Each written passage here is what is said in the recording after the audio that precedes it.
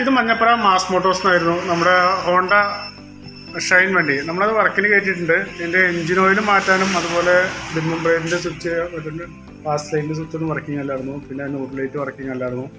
അതൊക്കെ ഒന്ന് ചെക്ക് ചെയ്യാനും കയറ്റിയിരുന്നു. അതുപോലെ ബാക്ക് വീല് ടൈറ്റ് ചെയ്യുന്ന ഒരു കംപ്ലൈൻറ്റും പറഞ്ഞിരുന്നു. അപ്പോൾ അതൊക്കെ ഒന്ന് ചെക്ക് ചെയ്യാൻ വേണ്ടി കയറ്റിയിട്ടുണ്ട്.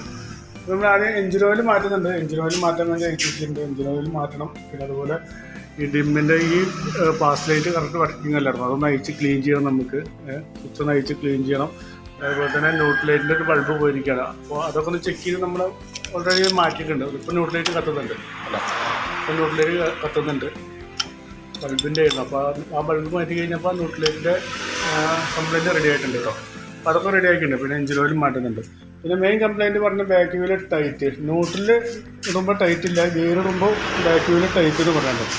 ഓൾറെഡി ബൈക്ക് മോഡൽ വണ്ടികൾക്ക് അത് കംപ്ലൈൻ്റ് അല്ല. അത് ഗിയർ ഇടുമ്പോൾ ഒരു ചെറിയ ടൈറ്റ് കാണിക്കും. ഗിയർ ഇടുമ്പോൾ ഗിയർ വീലുകൾ മൊത്തത്തിലാണ് അത് വർക്ക് ചെയ്യുന്നത്. ആ കൗണ്ടർ ഷാഫ്റ്റ് അടക്കാനും മൊത്തത്തിലാണ് വർക്ക് ചെയ്യുന്നത്.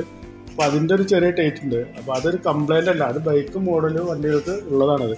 പിന്നെ ന്യൂട്രലിടുമ്പോൾ ടൈറ്റ് കാണിക്കുന്നുണ്ടെങ്കിൽ അത് ഓക്കെ, അതൊരു കംപ്ലൈൻ്റ് ആണ്. ന്യൂട്രലിൽ വീലൊക്കെ ടൈറ്റ് ഉണ്ടെങ്കിൽ വല്ല ബെയറിങ്ങോ വല്ല ബ്രേക്ക് ഷൂവിൻ്റെ കംപ്ലൈൻറ്റോ വല്ല ഹബിൻ്റെ കംപ്ലൈൻറ്റ് കാരണം കൊണ്ടൊക്കെ വരാം. പക്ഷേ ഇതാ കംപ്ലൈൻ്റ് ഒന്നുമില്ല. അതൊക്കെ വീലൊക്കെ നല്ല ഫ്രീ ആണ്. അപ്പോൾ ഇതൊരു കംപ്ലൈൻ്റ് അല്ല. ആ ബൈക്ക് മോഡലുകൾക്ക് വരുന്നൊരു ഓൾറെഡി ഉള്ളൊരു ഇതാണത്.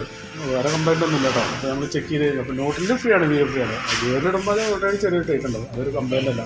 ബാക്കിയുള്ള വർക്കൊന്ന് ചെയ്ത് ക്ലിയർ ചെയ്യാം. അതായത് അതിൻ്റെ ഒരു എസ്റ്റിമേറ്റ് പറയാം. നോക്കിയിട്ടൊന്ന് റിപ്ലൈ ചെയ്താൽ മതി. ഓക്കെ.